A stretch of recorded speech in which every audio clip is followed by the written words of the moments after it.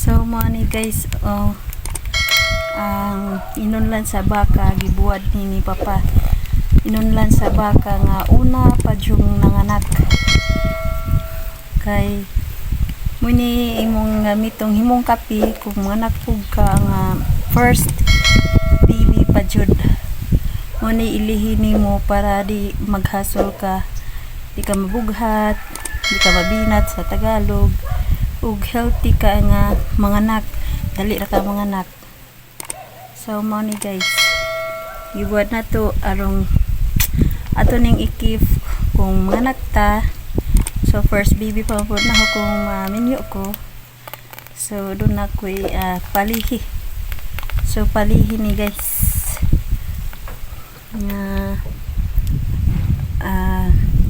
so called inunlan sa baka nga una pang panganak. So balik na to ani sa init para mapaig jud siya. A few moments later.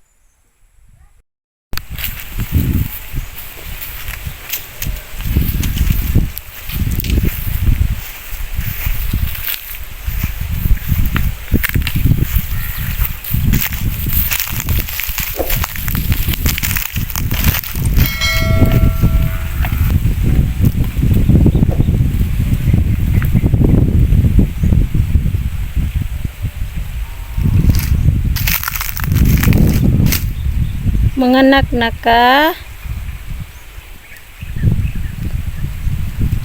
Ayan guys, ang baka ko ay malapit ng manganak. Doon na manganak sa Bisaya pa.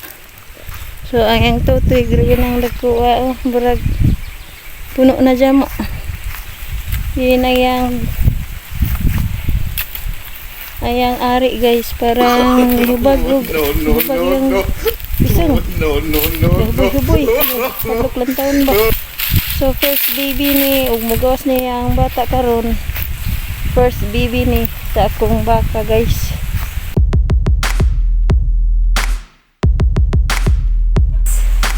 Pasensya na nga ina ni atong mga attire mga guys kay malin ng tagbaka. So atong tabunan atong dagway kay masunog ta guys. Lisod na og mahimutang uling. Tinata Pilipino. Amerikano na ta. Nga sunog. No. Sana guys mamalhin tagbaka. So tabon-tabon lang. So balhino na mga baka. Din aong giukot dani ang baka guys. Kay nani man dyan eh. Giukot man sa sagbot.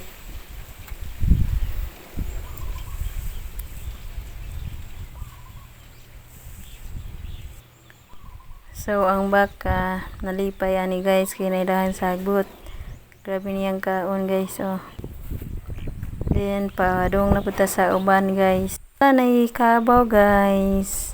Moni ang water buffalo sa Pilipinas. Dinday ka papa pong lingkuran na malingkod sa Takariche.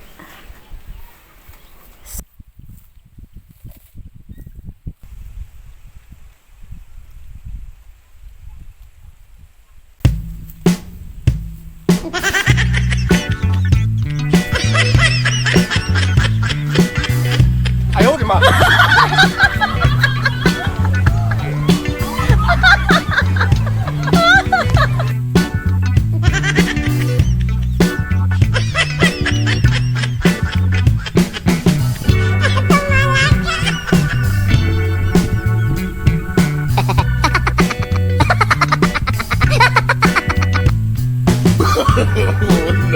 No.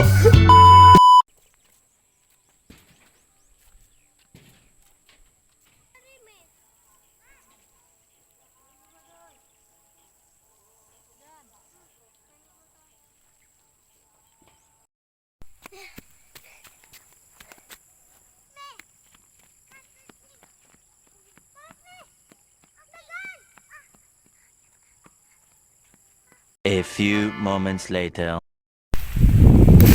Hi guys, kasamtamang na punso. Nako, kajungit-jungit na ang buhay Pilipina. So guys, ni atas sa atong baka karon atong ibalhin. Hapit na siya mga anak guys. So, lantawa guys oh. Mga na ang akong baka. Hapit na mga anak. First born dyan niya kung mga anak siya. First born niya baby niya. Kay kuan man una yung pagkaburo sa ano nga baka ba. So unang panganak ani guys ato dyan lang hipusa ng iyang inunlan. Di natin ibuwad kay puhon maminyo na ta. So doon na tayo ipalihi para hindi ta maglisod og panganak ba. So hindi po ta magbugat-bughat. So mo ni guys ato ning timana niyang inunlan ani nga baka kay sakaraan pa. So doon na jay palihi guys, palihi para di ka madali binat sa Tagalog, para di ka madali mabinat o sa Bisaya para ka di ka dali mabughat. So I think tomorrow morning nanay baka nga baby niya. Kay parang may timahan na yang bisong ba nga naglakaw niya brag magkunkuan ba. Brag nilamhon na gyud kayo kay kung yan ako nung bay kung tao ka manganak ka mulamhon pa yung ari. Pag mubag pud ba. So nihubag naman. So eksakto na gurong pagpanganak guys. So ato ko nang ibalhin ulit. Kaya anong nang manganak na siya busog ba sa healthy ang baby. So tana asa ning ibalhin guys. A few moments later. Finally guys, nanganak na siya atong baka.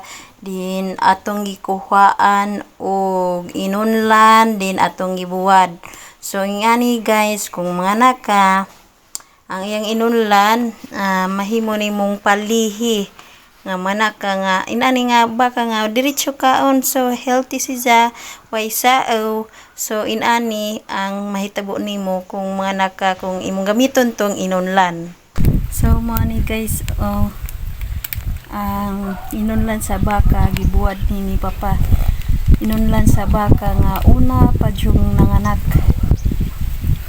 kay muni imong gamitong himong kapi kung manganak pug ka nga first baby pa jud. Muni ilihi nimo para di maghasol ka, di ka mabughat, di ka mabinat sa Tagalog, ug healthy ka nga manganak, dali ra ka manganak. So mo ni guys, gibuhat na to arong ato ning ikif kung manganak ta. So first baby pa po na ako kung minyo ko. So doon na ko palihi. So palihi ni guys na so called inunlan sa baka nga una pang panganak. So balik na to ani sa init.